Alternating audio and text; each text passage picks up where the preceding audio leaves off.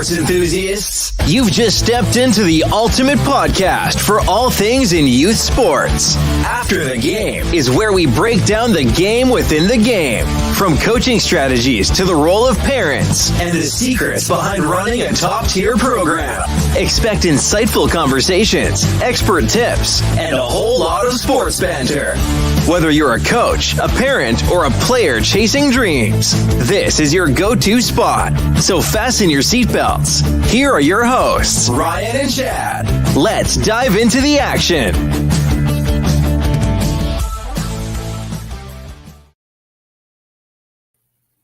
Good evening, everybody. Welcome to episode 11 of After the Game. Tonight's guest is Jessica Saari. She's a seasoned equestrian with a lifelong passion for riding and competing. With 30 years of consistent riding experience under her belt, she has honed her skills since the age of 6. Competitive by nature, her journey began at 14 when she entered the world of equestrian competition. But the roots of her competitive spirit run deeper, stemming from a childhood immersed in sports. Raised by a softball legend, inducted into the Hall of Fame, and adorned with multiple gold and silver medals from the Senior Olympics, athleticism was ingrained from the start. While softball dominated the family legacy, Jess explored other sports realms. From ages 4 to 14, she navigated the diamond, following in her mother's formidable footsteps. High school saw a shift to basketball and track, where national rankings in the latter showcased her athletic prowess. College brought opportunities and challenges. Despite a stint on the All-American basketball team, joint issues prompted a transition to equestrianism. Joining the NCAA equestrian team extended her college career, marked by a scholarship success and competitive pursuits. Today, Jess Saari continues to pursue her passion for equestrianism while balancing family life, entrepreneurship, and her commitment to training and teaching. Alongside her husband and 2 little boys, William and Clifford, she navigates the eventing circuit with determination and grace. In addition to her athletic pursuits, Jess is the proud owner of Wind and Oak, a thriving business offering horse training, stables for rent, and various equestrian services. With an impressive athletic background, unwavering dedication, and a flourishing business, Jess Saari is a force to be reckoned with in the equestrian world. Jess, how are you this evening? I'm doing pretty good. How are you, Ryan? I'm pretty good. Did I get everything right there? You know, it made me sound really important for a moment, but yeah. Well, that's because you are, and that's one of the things. I don't think you get enough credit for that, is being a business owner and a mother and a horse trainer. What else am I missing? I feel like there's some more things in there. That's the gist of it all. Yeah. All right. So you come from a small town in Illinois, is that right? Mm-hmm. Yes. And that was a farming community? For the most part, yeah. So talk to me about that. What was it like growing up there? It was a lot of work. And how did you get into sports? How did your mother get into sports? And how did you end up falling in love with that as well? Well, my mom got into sports through high school. That's where she's a little older, so they finally let girls play. And she started originally actually with basketball, but then really dove into softball. And then she started some leagues and some teams. The Fox Valley Lassies was the first team that was inducted into the Hall of Fame. And then she went as an individual player. And so that was like the 70s. So she went straight, dove right into that. And then, so naturally, she was my coach. And, we spent a lot of time at the ball field. So it was my dad and my brother did a lot of farming. My mom and I spent a lot of time traveling and doing sports. So while your mother was your coach, what was that dynamic like? Was she harder on you than the others? Yes. Or, okay, so she was much harder on you. She was. And why do you suppose that was? I don't know, because I think she had an expectation. And, okay, so your mother had high expectations. Yeah, and I think she knew I could live up to them. So okay. She pushed me for it, and I appreciate it. Yeah, and that's a great thing there, because that's a lot of parents want for their kids. They want to push their kids, and they want their kids to, they don't realize it in the moment. It's down the road that they realize, okay, Mom, Dad, you Yeah. were right. Yep. Yeah, I feel like there's a level of expectation there because by the time I started playing, because she had me a little later in life to pursue the softball career, I think later it was this expectation of, I needed to be good because she already had all these records and accolades. Like she was already a named world player on the world team, the All-American teams, the Hall of Fame, all that stuff. So I think there was a expectation that I kind of had to be good. And so there's a little bit of pressure there, but it was fine. I learned a lot. I learned a lot. You learned a lot. The pressure that parents can put their kids under, but that only developed you to become more competitive. Yeah. Okay. I wanted to be good. You wanted to be good, not just for you, but to also show your mother that, hey, I can do it too. Yep. Oh yeah.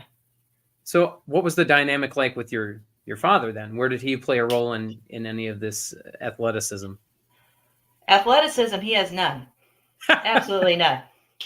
My mom used to make fun of him all the time. He has zero, but he growing up on the farm and he just worked hard. He was, you get your work done, like kind of like drill sergeant almost atmosphere. So there was no time for play, and the play I had was playing sports. Other than that, you just worked all day, every day with him. And so your brother, did he play sports then too, or? He did. He played football, and he was really good at it, but he loved the farming. He had a few opportunities to play in college and stuff, but he decided he went a couple years of school. Then, now he works with my dad on the farm. So he's an athlete. Now he does a lot of sports. Like he plays, hockey, softball. I don't know. He's always doing something now. So I don't know if he had as much opportunity to play sports as a kid as I did because he was my dad's minion and I was my mom's, or, and now he's playing a lot of sports. So we'll see.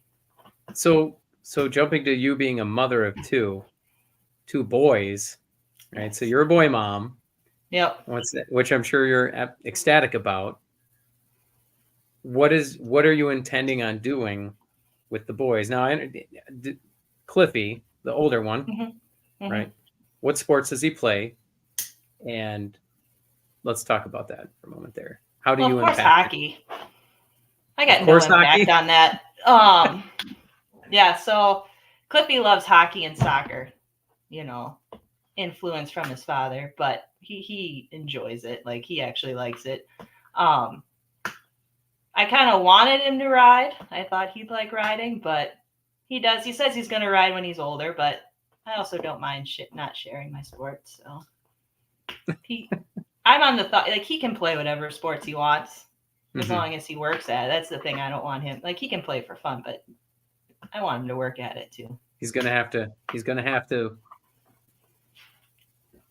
succumb to the pressure of the parent trying to make sure that he understands that being competitive is important, and it's not just about winning, but having that competitive spirit that will trickle over into the other aspects of life, right? Yep.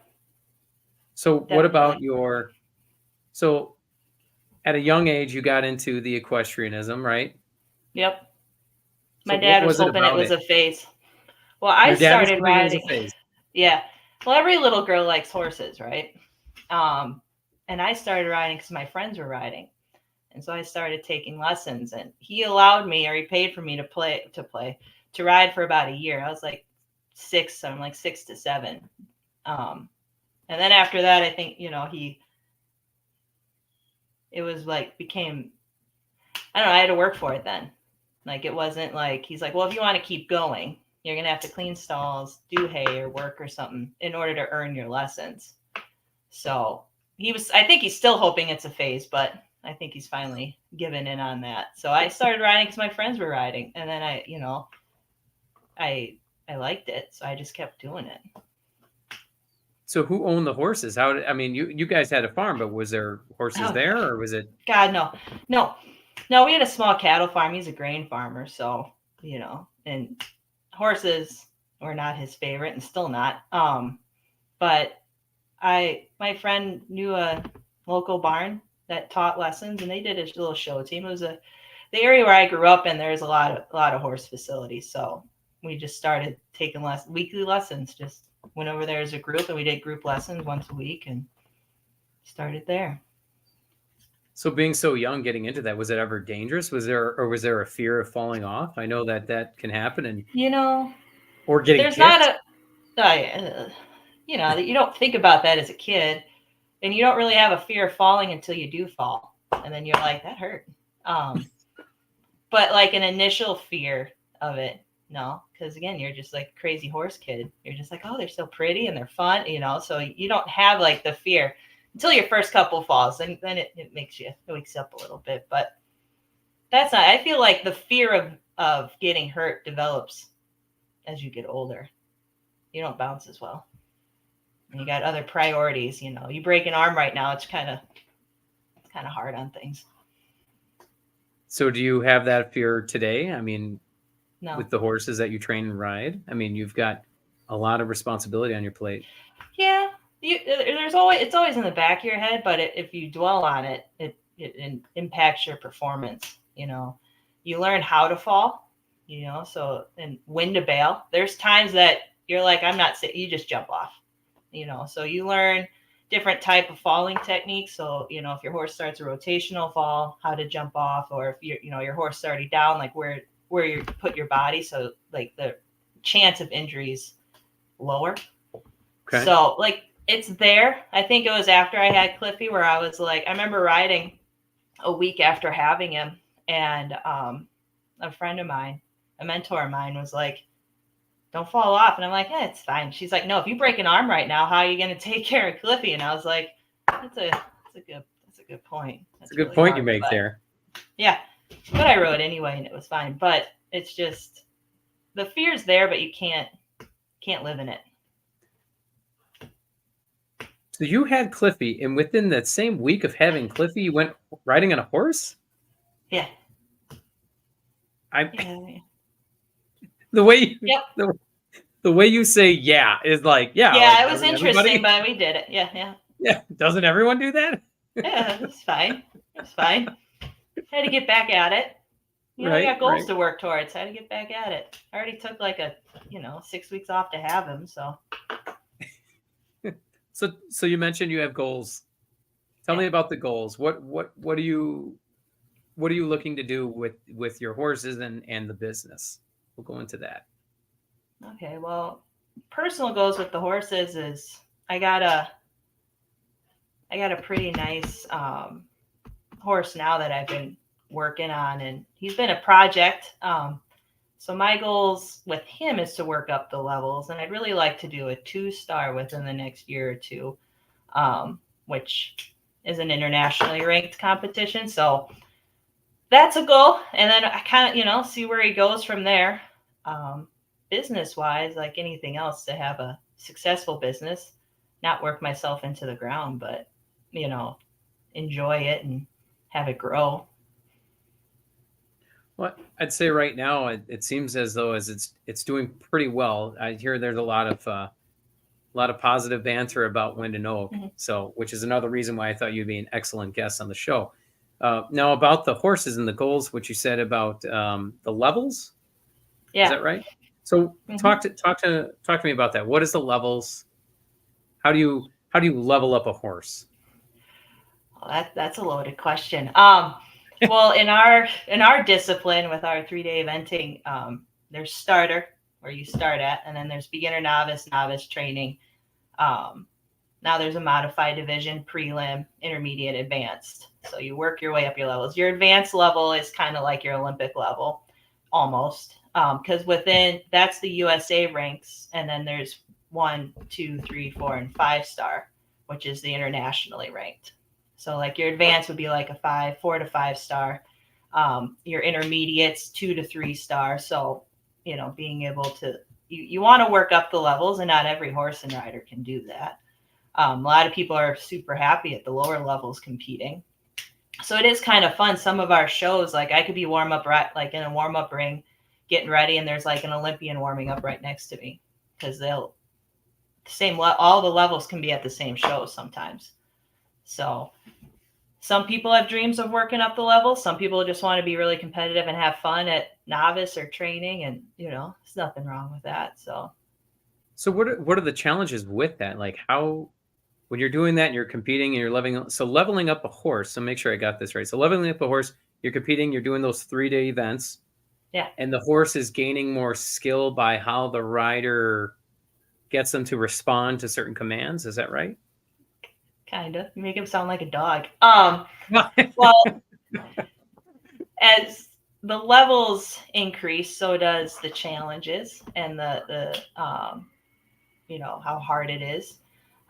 Starter level is like, it's 3 phases, and our first phase is our dressage phase. So it's like a flat, you're in a sand arena or grass arena, and you're given a test, and the test a few months prior. And so it works on like there's where you're obedient to the horse and how well they move and how graceful they are and how like prompt you are with your aids. And so like an overall picture, some people say it's like dancing with your horse. You make him look pretty and quiet and calm and nice.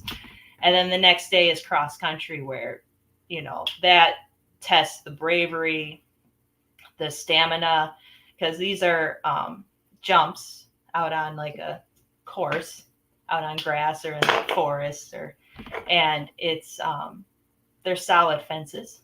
So like logs, boats, trees, there's ditches, you have water combinations, there's drops, there's stuff like that. So it's in order to have a horse that can move nice, listen, and be obedient, but then still be almost like aggressive and brave, and have the stamina to do that for a couple miles at a gallop, and then jump these fences. And then the third day is stadium, which you'll kind of see more often, where they're jumping in an arena, and like if you hit the poles, they fall down.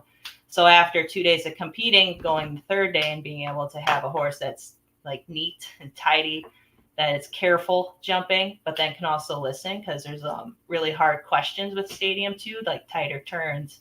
You'll have different lines, different approaches to fences. So being able to do all 3 of those phases competitively can be difficult. And so, starter levels only like 2-3 for the jump heights. And then you work your way up to like prelim is like 3-9 for jump heights, and like the spreads are 9-foot spreads for cross country for prelim, compared to starter, I think is like 2-9. So the fences and the jumps get bigger, the combinations get harder, the speed gets faster.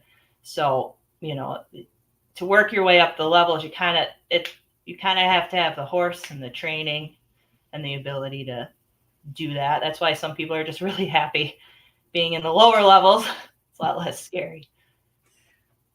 So with that, are there any, especially when you said level 2, that's when the jumps start, right? So any incidents, and is there a level of fitness, like when you think of like the horse's level of fitness, obviously the horse, I would imagine, would get somewhat tired out, but the rider themselves, is there some level of exhaustion as well for you? Yeah, it's exhausting. You get it as you start going up the levels. You got to start doing more than just riding, some kind of workout outside of riding, and you need to be riding 4 to 5 times a week, because it's a different muscle group than you normally use. And the horses have training programs, conditioning programs.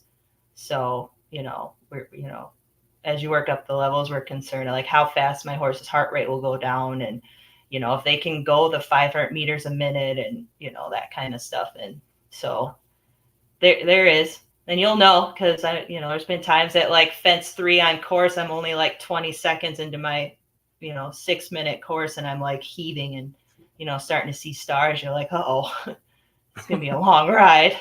So there's a little bit of fitness with that too. So then what do you do? What's your regimen outside of riding a horse? Well, that's the fun part, is everything hurts all the time. So like we got a Peloton, yoga is great. I bike because my knees can't handle running anymore, anything like that. So, we do lifting, I mostly just bike because I do a lot of lifting at work, so I don't need to lift anymore. I like to work on the cardio part of it. Right. So how do you ensure the safety and the well-being of both horses and the riders in your barn and during events? That's the hardest part. You hope and rely on their training, and that everybody's put the work in. It's the hardest thing about, as a rider, I feel very confident in myself to do it. As a coach, it's terrifying because you can't help them when they're out on course. Like, are they going to make the right turns? Are they going to look to where they're going? Are they, you hope they don't trip or have a bad distance or, anything like that. But we do a lot of practice. There's a lot of practice and a lot of training. So hoping all that comes into play once show season starts. So with a lot of your clients, I would imagine there are a lot of, it's, like you mentioned earlier, girls think horses are pretty, So Yeah, is a lot of are a lot of your clients women? all of them. Oh, wow. Okay. That's Mm-hmm. impressive. That really says something there about the, I guess I'd All my say, riders are, I guess, boarders, like different sides of it. Like my riders and like lessons, they're all women. And then my boarders, you have a few guys in there that have horses. I'd say it's 90% women. But all my riders are female. And do you see a lot of yourself in them? Sometimes. Most of the time. Yeah, like the kids that you start with at a really young age, and you see them grow up, because this isn't a sport that you teach them for a season or two and then they move on or go somewhere else. I've had clients and riders for like 10 years, and so you see them grow, and so they get your tendencies, the good ones and the bad ones, and you realize that when you go to, we do clinics, you can learn something from anybody. So we'll have other trainers come in and they'll start yelling at them for stuff that I do, and I'm always like, do as I say, not as I do. But there's a trend of how my riders ride, and they ride a hair like me sometimes, good or bad. That's got to be something that it's near and dear to you when you see that, and it makes you feel, all right, I've done my job, So what do you find most rewarding then about working with horses and running your own, what would you say, equine business? Is that how you pronounce it? Equestrian. Or how you would say equestrian business? Yeah. Yeah. I'm learning the nomenclature. Yeah, it's getting there. Most rewarding, huh? Yeah.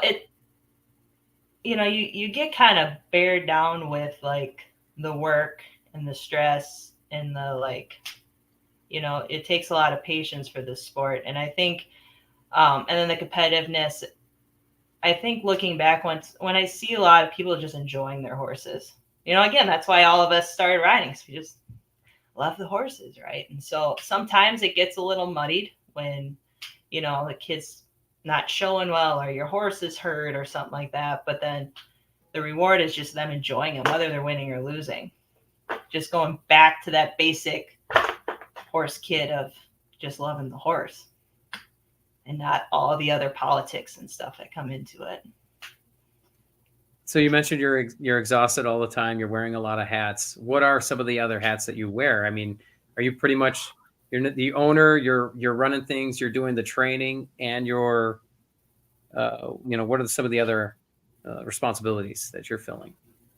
Well, running the barn, and it takes a village for that. It's a large facility. There's a lot of responsibilities there, and it's I've got employees, they help, but I have it's just me and my barn manager, and she's great. I'd be lost without her. Her and I are in charge of pretty much everything there. We have people that I have a handyman that helps out for the stuff we can't fix or we don't have time to fix, and some guys on call, and then the hay guys that like to show up, but everything else that's required, like every day is different. So you go in there with a plan, and never works out. There's all the paperwork with the business, and then it's just you're on call all the time. If horses are sick or they're not feeling well, or all of a sudden the vet's coming, the owner can't be there, so you're going to help, or the farrier's coming to do their feet, and you have to schedule that. And then the fence breaks, and then all the jumps blow down, and then you got to reset for lessons, and then we have to go get hay, and then the wagon tire. It's like you're in charge of everything, and it's a lot, but I like it that way. So it's like organized chaos. You thrive. You thrive in that environment where there's always things going on, because the moment everything is fine, that's when you're like, okay, something's wrong. Yeah, the barn floods, somebody, overnight. Typically it's my horse because he's special, but the day of that snowstorm, but a little while ago, we had to plan, how we're going to get horses out. And I get a call from my lady that was feeding that morning saying, oh, hey, by the way, your horse broke his water line and flooded half the barn. So not only do we have 20 inches of snow outside, now the inside of my barn has, a couple inches of water going down the whole aisle and 6 inches in his stall. And you're just like, great, this is a fun Saturday morning. So there is always something. Yeah. That's exactly how everyone wants to spend their Saturday morning, which, mind you, I've helped with hay on multiple occasions. I will say that for the record, and for the viewers and listeners, I've been one of those guys that have helped load the trailer with hay, and I can attest that it's a lot of work that Jess is talking about that she's doing, and she's loading that with us, with the guys. So she's not taking breaks; she's getting it done. I think you were even in the trailer the last time we were loading hay. Yeah, Jen and I were in this trailer, my barn manager. So we were stacking in the hay. Not breathing while you guys had oxygen outside. It's fine. But, if you want something done right, you do it yourself. So for the viewers and listeners, what is it like? What's the atmosphere like when you're inside that 53-foot trailer stacking hay? There's no oxygen. Oh, man, it's all dust. It's not good for your lungs, but, you got to get it done. And that's the system that we have. We fill that once a month, which isn't bad. Then hay season will start for us in July, August, and we'll be, unloading 10,000 bales in 2 different barns, and then it all starts over again. So it's fine. It's fine. So can you share some insights into your approach to training horses and teaching riding lessons? My approach, I'm learning. I'm still learning on how to be a coach, because I was a rider first, and learning how to, I can just do it, and explaining how to do it to somebody is a process. I try to make it fun. I've been with trainers before that have made it really hard and stressful and belittling. I like, keep it fun and lighthearted, because, you got to enjoy it before you can really dive into it. And so the horses, I make them walk a fine line, because they're big animals that can cause a lot of damage. So we do a lot of groundwork and, a lot of training that way. But I try to keep it pretty light-hearted in my facility and fun and kind of more relaxed, because there's a lot of stress to it, and there's a lot of variables that can weigh you down. So I try to keep it fun for the most part. So what kind of horses do you typically keep at your barn? And let's say I want to get a horse. Okay. What am I spending? What's that cost? Well, it depends on what you want to do. You could spend. I want to jump stuff. You want to jump stuff. How high do you want to jump stuff? Really? Okay. All right. You want to jump big or little? Go big or go home. Okay. And when do you want to do this, since you've never done it before? Do you want to do it this year or in 5 years? Wow. Okay. Let's say I want to do it this year. This year, you're going to be spending at least 90 to 100K. On a horse? Yep. What else does it do? If you want to drive compete. A car? No. There's nothing else besides, it seems like try to kill itself. But yeah, it's, to have a lofty goal to be able to jump a bigger fence and do it without much experience, you're going to have, a very fancy babysitter. pretty much. Okay. The horse that knows everything, has a lot of training, but is a really, well put together, like a really nice horse, but then can babysit. 'Cause you can get a really nice horse that tries to kill you the whole time and be competitive, but you wouldn't be able to do that. So you're going to be spending more because you want both. You want the babysitter and you want fancy. So it's going to cost you a lot of money.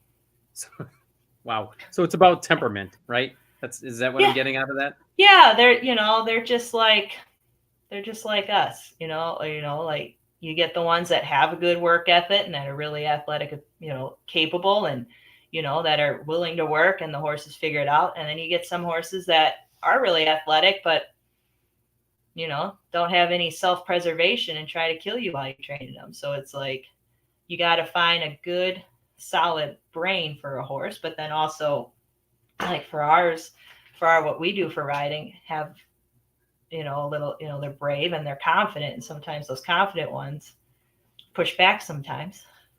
Okay. Makes it a little more work. So what's a 5-year horse cost? So if you want to do that in 5 years, because we'd be training you at the same time. So you could probably get something that's a little less experienced. And then you'd work your way up. So I would say that probably would be like 35,000. So would be you a said good solid horse.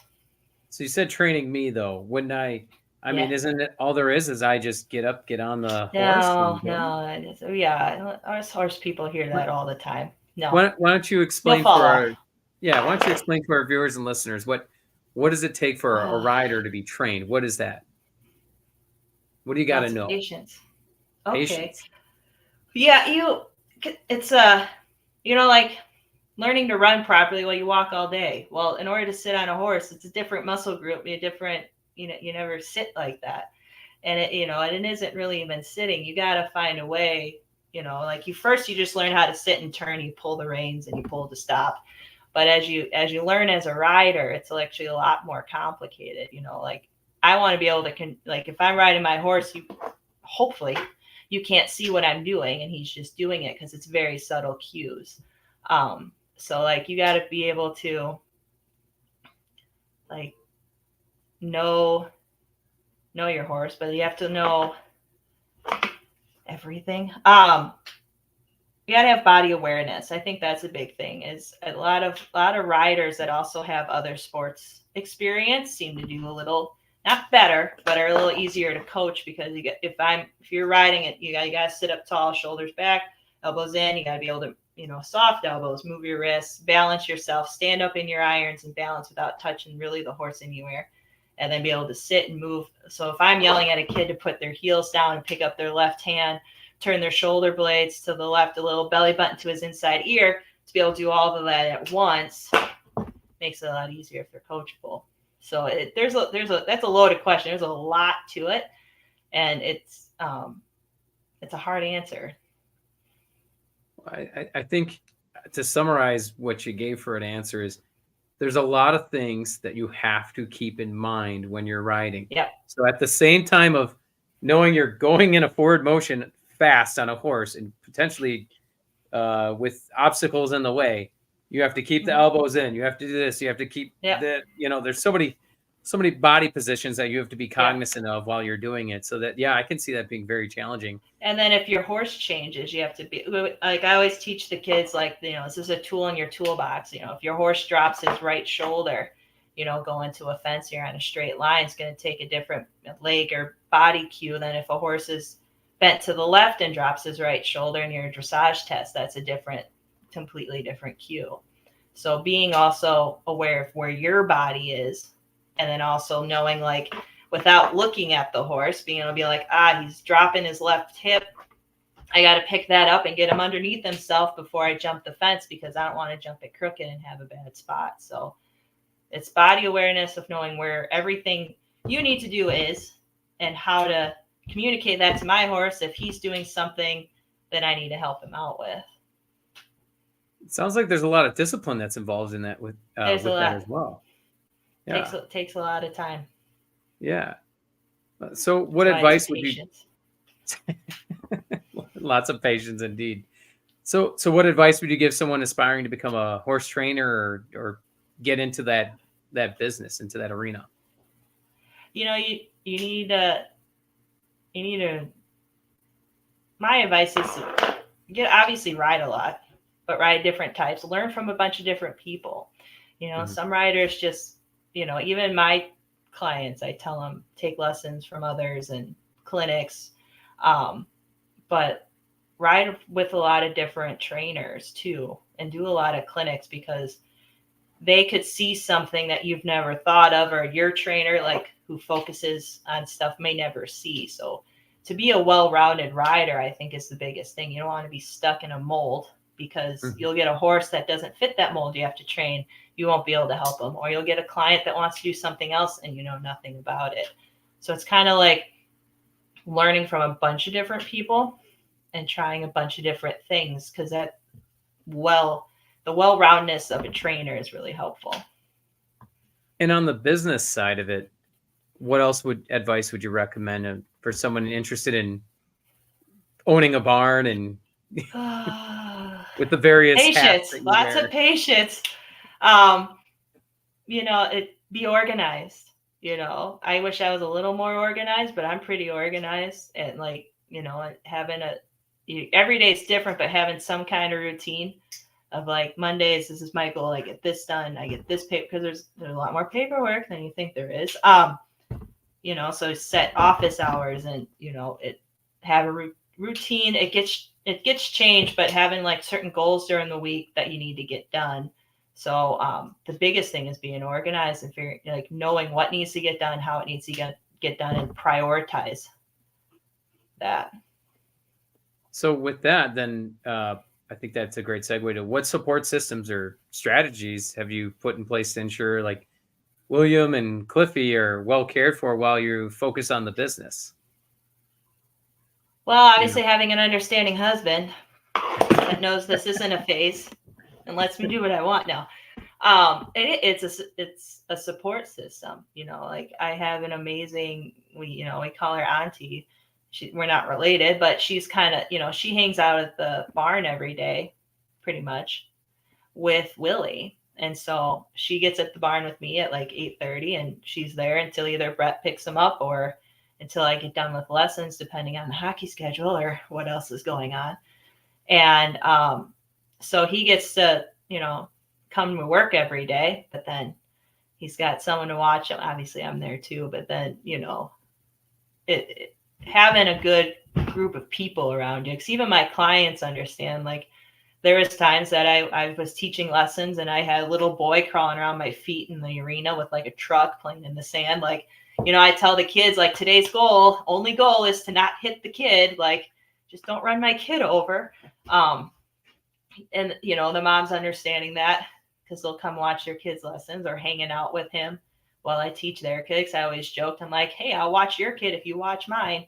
Having that. And then, grandparents helping out. And so having good people in your corner is a big help. And I think you mentioned this earlier. It takes a village. Yeah. It takes everybody.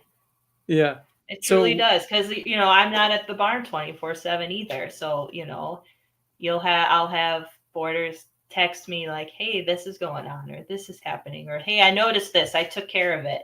Having good clients in the barn too.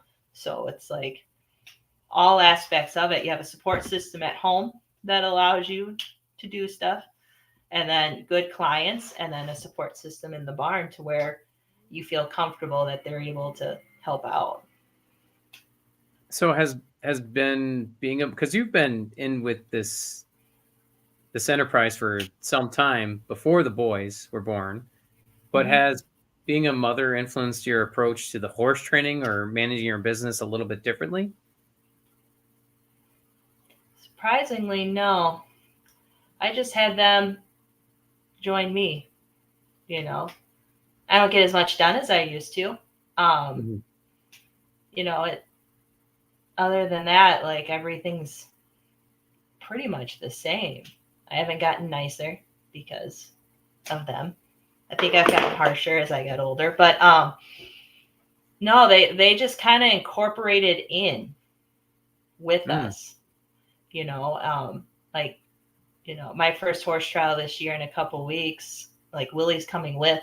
So is Auntie. She'll watch him. So I can ride and coach, but he's going to come with. And, he's been to a couple shows, same with Cliffy, to where like, to help balance that out. So, Brett doesn't have to have them every other weekend this summer. So they just kind of like, they're along for the ride. They come in and, I think I attribute that back to my mom. Granted, different setting because, I didn't get worried about, she probably didn't worry about me getting run over by a horse. But, I remember sleeping underneath bleachers at softball diamonds, waiting for her to get, that was my nap time. I was sleeping under the bleachers right behind where she was playing. So it was like, they can incorporate into what I'm doing. So they just joined me. And so they've learned a lot about they're learning a lot about horses, about the barn, about the various things. Mm-hmm. Oh yeah. So is there an intent to one day pass on the business to the boys? If they want it. Mm-hmm. I don't know when I'll be ready to pass it on though. Sorry, Brett. Sounds like you don't want to share. No. So let's go back to your earlier days. Can you describe how your college sports experience and particularly playing basketball introduced you to your husband? Well, I was done playing basketball when I met him. Basketball was kind of a fluke for me. I liked it. I never played basketball till my freshman year of high school. And I just did it because it looked like fun. And I didn't want to play softball anymore. And so I sat the bench playing basketball through high school. I had this drive. I wanted to be better. But while I did that, I pretty much did it to get in shape for track because I was a better track athlete than I was a basketball player. I was horrible at basketball. So I did it for fun and to get into shape for track season. And then I had a very, very disappointing senior year of track to where all the scholarships I had were dropped. And so I'm senior year of my, spring of my senior year, I had no colleges to go to. So I ended up going to a junior college and they had a basketball team. And so I did a walk-on just because I wanted to play. And I had a really good coach. And he was, he had a lot of confidence in me, and to where I was like, well, this isn't my sport. I'm really good at softball, and they didn't have a softball team and not a track team. And so he pushed me, and then it was still a fun sport. And he pushed me to be good at it. And I was, and we had like a Cinderella season and ended up going to Sweet 16, which the school has never gone. And, it was just a group of like 7 of us. We had a very small team. And so from there, that's when I got to go to Minnesota and play basketball. So I played 1 year at Minnesota. And then it was just, my knees were shot, my ankles were shot, and I couldn't run anymore. And like, I wasn't very big for my position because I'm only 6 feet tall. My position, I was more of a center. So I had to be fast, and I couldn't be fast anymore. So that's where, my friend, because I rode all the way through this. I brought my horse to college. So I was going to school playing sports, and then I had every night or really early in the morning, I'd go and ride. And so, I went to school for horses. All my friends were like, why don't you just ride on the team? And then through there is where you get another year of NCAA eligibility. So I got scholarships to ride on that team. And that's how I met Brett, was that 5th year, that extra year of college that I went, because if I had a free college, I was like, well, I'll go an extra year. So I went 5 years, and that 5th year is when I met Brett. So if I didn't ride the horses at school, I wouldn't have met him. And so I met him that, senior year or super senior year as I was working towards my master's. So that's very impressive. It's weird. It's weird how things work out. So you were working. Okay. So you're playing ball.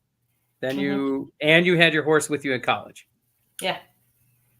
Oh yeah, I took him everywhere. Yep. And then showed all summer. Gee, Worked that and must have showed been all summer. exhausting. I would Yeah. be. I mean, that's you got to Yeah, be it doing was. something like that. You got to be working up an appetite. You got to be starving. I'd be Yeah. starving all the time. I'd be so hungry, and I'd get myself some Jersey Mike's. I love a number 8 Mike's weight, but hold the onion. It's delicious. I bet. Oh yeah. So you brought your horse with you everywhere you went. Yeah. And you were going for your master's, your 5th year, and that's when you met Brett. And you wouldn't have Yep. met Brett if you did not have your horse with you to college. Or if I didn't switch sports. If I would have just quit after basketball, or if I would have just finished playing out, I wouldn't have gone that 5th year of college. Like I might have, but I might have gone somewhere else because I was still undecided what I wanted to do. And so I just kept, I was doing 26 credit hours every semester just because I wanted to take every class and see and get every degree because I was like, well, I don't know what I want to do with this. I know what I don't want to do. So trying to find a niche. And so, but yeah, since I switched to the riding team, I decided to stay there an extra year and work towards that master's. And that's when I met Brett. And were you allowed to use your horse on the riding team? And how many were there? What was it like? Okay. No, the riding team I did was he was boarded off site, so he wasn't a part of the program. What it is we had a team. There's levels within there. It was like 3 levels, and I think it was, I can't even remember. It was like intermediate and open were the 2 highest. I can't remember if the lower one was. And so we practice at school, and then you go to a competition. I think there was like 12 of us that would go to competition, but there was a lot more on the team. You got chosen to go to the competition, and you watch horses warm up, walk, trot, canter, jump some fences, and they had a number on them, and you draw that number. And then they bring the horse in the ring when it was your turn, and you'd never sat on that horse before in your life. You'd sit on him and go out and do a course, jump a course around on him. So your ability to adapt and know how to ride that horse, even though you never sat on him before. So that's the kind of team we had. Wow. So reflecting on your college sports experience, how do you think it prepared you for the challenges and successes you've encountered in your equestrian career?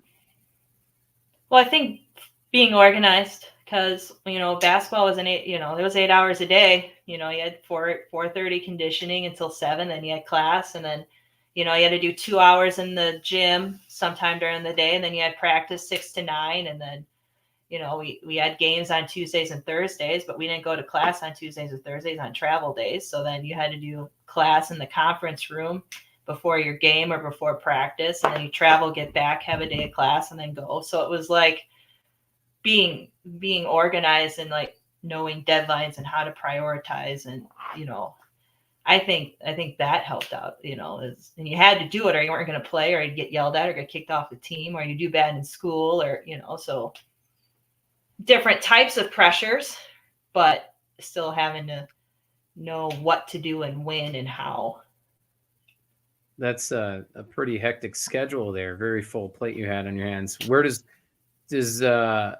I would imagine Brett helped you stay organized to some degree? No, he barely went to class. No, I mean that nicely. Well, it was his senior year too, and he barely had classes, and I was still like pursuing, a different degree. So I had a full coursework, and he barely had any.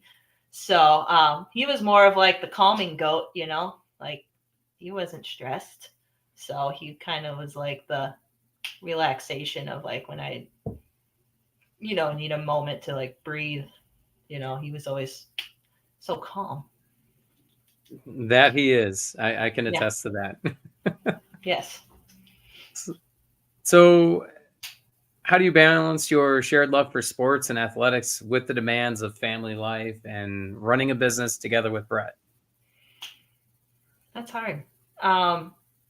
Again, being organized, I know certain days are like family days. Like that's the day that we're going to go grocery shopping. We're going to do something fun with the boys, and we're going to do something like that. Getting prepared for the week. If I'm prepared for the week and everybody knows what we're supposed to do, then because with school right now, some of my kids' lessons don't start until later at night. And so, I get home at 8:30 at night. So knowing, what's for dinner and who's going to make it and how it's going to get made, who's putting the boys to bed. So like lots of planning and organizing of, this is what we're going to do this day. And it can always be improved. It's all a learning process. I've never done it before. I've never had to do a business or ride horses and have kids. And then as the kids are growing and changing, it's like an ever evolving learning opportunity of how to deal with different types of stress. So figuring it out as we go. I think that's some really sound advice for a lot of women out there who want to, go into a business venture or follow their passion, but also have a family at the same time. Because I think one of the big, I guess I'd say a stigma in today's society is a lot of people think that they can only have one or the other. But look at you, you're very accomplished. You and you undoubtedly are succeeding at having both. Yeah. You've got a loving and caring husband who is a great man, who is a great father, and you have two wonderful boys. You have your horses, you've got your business, you have all your accolades, and you've been traveling to competitions, doing a lot of, you're certainly a role model for a lot of young girls out there. And like you said, 90% of your riders are girls, and I'm sure they all undoubtedly look up to you. They're good kids. Right. Which is fantastic. Yeah, it's hard because some days you always feel like you break even, because the days you feel like you're succeeding in like the riding or the business, you feel like the at-home stuff is like failing. But then when you take time off and go to the cabin for the weekend and hang out with the boys and do stuff with the family, then little things are popping up at the barn, or you're missing a show, and then you feel like your business aspect, like your responsibility to your business, is lacking. So then you feel a little stressed. You're like, well, so it's like finding that balance between, like everything's good at home and the business is still up and going. And it's just like taking stuff in stride with that, because there's days where you feel like, today's a great day at the barn. I got all my stuff done. My horse was great. I'm planning for a show. I got everything packed. And then at the same time, like, you miss Cliffy's Boy Scout thing. You're like, oh, like, darn it. Right. But I think there's still going to be moments of that where I'm going to miss something on both sides. Like I'm going to miss, little things here and there, but I think it's a balance of being able to do both, but not all the time. Yeah, not all the time. And I think it's a natural anxiety of motherhood. Yes. They always worry. They're always concerned. You can never fully 100% be in one moment. Yeah. You're always going to think about something else that, okay, is that okay? Did I take care of that? Did the schools have a field trip coming up, or kids have a school trip, field trip coming up? All the things. Yeah. All the things, all the small things. Yeah. So anything, we've covered a lot about your business, your horse riding, your early start, how your mother was a huge inspiration to you. She was tough on you, but for good reason. And she wanted you to develop that same competitive spirit that she had, and that desire to succeed. Am I missing anything in here? No, I think now I'm starting to recognize a little bit, I originally thanked my mom for all that, because my dad always seemed to be like, a nice way to say it, like in the background. Like he was like that drill sergeant, you're almost scared of him, because, like every day you had to be up at 6. Didn't matter if it was the weekend. It didn't matter if it was the summer. You had to be up at 6. You had to get your chores done before you could have breakfast. And the older I get, the more I'm starting to appreciate that side, because, weekends don't matter. It's just another day to get stuff done. So like explaining that to your husband's kind of fun. He's like, oh, it's Saturday. I'm like, yeah, that's a great day to get work done. Of like, it doesn't matter what time of day it is. Like if somebody calls you and they got a horse that's sick or down and it's, 1 o'clock in the morning, it doesn't matter. You're still going to go out and take care of it. So his work ethic of, this is what I have to get done. It doesn't matter what's going on, what day of the week, what time of year it is. you get your stuff done. And so, like, again, he was kind of scary growing up. And he made me pay for everything, work for everything. Like, he finally let me get a horse. And I went to the racetrack and bought my first horse at 14, which was, looking back now, a horrible idea. And I had it home, but I had to pay for the lumber for the stalls. He built 2 stalls. I had to pay rent on the small little piece of grass I got. Everything that horse touched, I had to pay. He got me a line of credit at the co-op so I could buy feed. I got me my own checking account then so I could pay. So everything that horse touched, I had to pay for. And so, it's just, at the time I was mad and jealous because I had all these hand-me-downs, and, all my friends are going to all these shows and having all these really nice, shiny things. And I'm just, cruising around my synthetic saddle, just hoping for the best. But, I wasn't as successful as a kid showing and riding. There's a lot of shows I got eliminated, got asked to get off, barely made it. But it was never handed to me. And like, this sport, really not much is handed to you, but it wasn't easy. And, and he made it that way because he could have bought me all the things, but he wasn't going to. And so now I think that like toughness of, like, you got to work for your stuff, but then you got to take care of it because nobody else is going to buy you anything else. Just that it's paying off now, because if I want something now, I know how hard I have to work to get it, and I'm not afraid to do it. So it sounds like it certainly paid dividends, and that kind of parenting. I was actually, before we started, I was talking to Chad about that, and he mentioned the similar thing about what he instilled in his kids and how they're going to do well later on down the road and be able to retire at an earlier age because, they're making good decisions because he instilled that level of discipline and toughness in them that you've got to work for it. You've got to earn your place. Go out and get it. I'm not going to do it for you.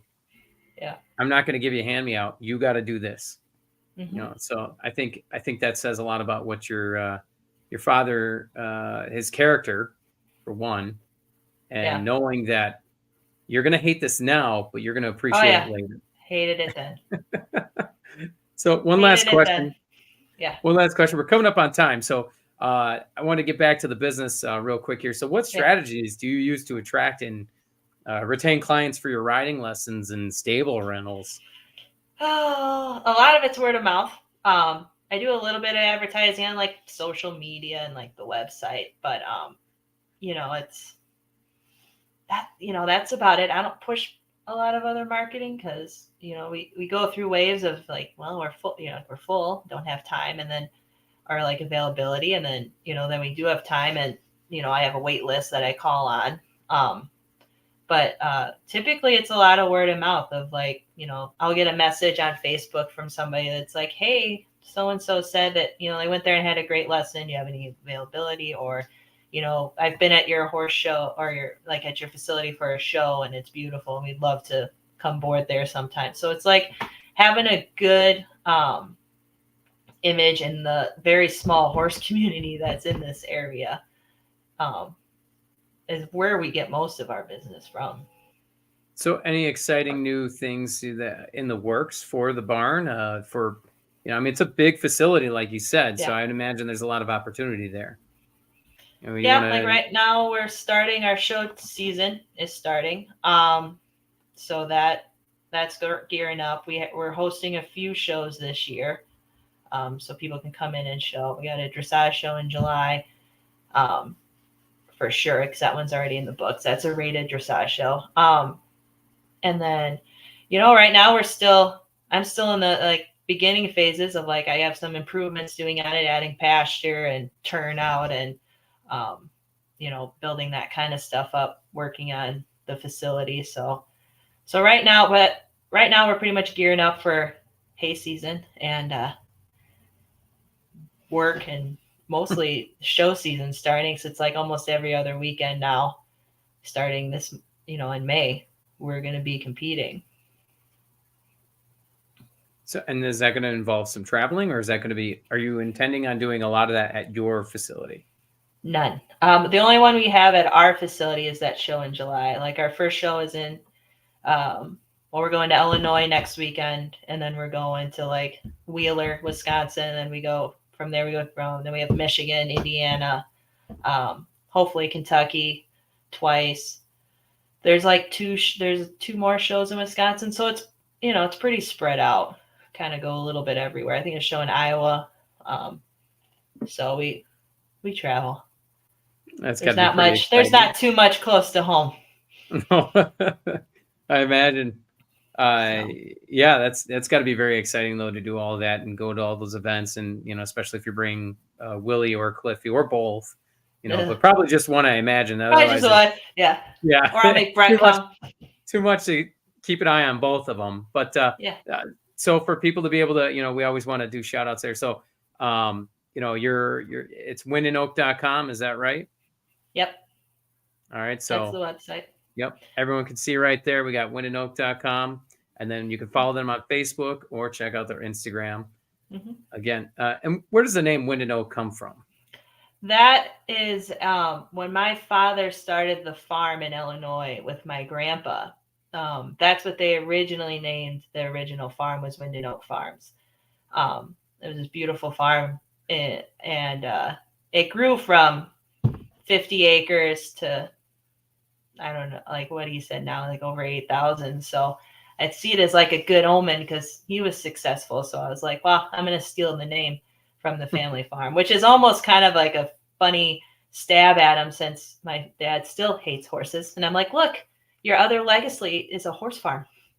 So it's a little stab back at him. But it was originally the original farm in Illinois was Wind and Oak Farms. Well, I like that. I like it's come full circle for old dad. Yep. I think deep down he likes it. Yeah. So I think that that pretty much covers everything that we wanted to touch on. So again, really appreciate your time. And again, for the viewers and listeners, you can check us out at team2.com and follow us on all of our socials. Follow us on Facebook. Check us out on LinkedIn. And Jess, really appreciate you taking the time to have a conversation. And, hopefully this drives some more business to Wind and Oak. Yeah. Very cool. Yeah. So thank you very much. Thanks for tuning in to After the Game, brought to you by Team 2, your all-in-one sports website platform. Team 2, we're not just a platform, we're a part of your team too. Until next time, stay in the game.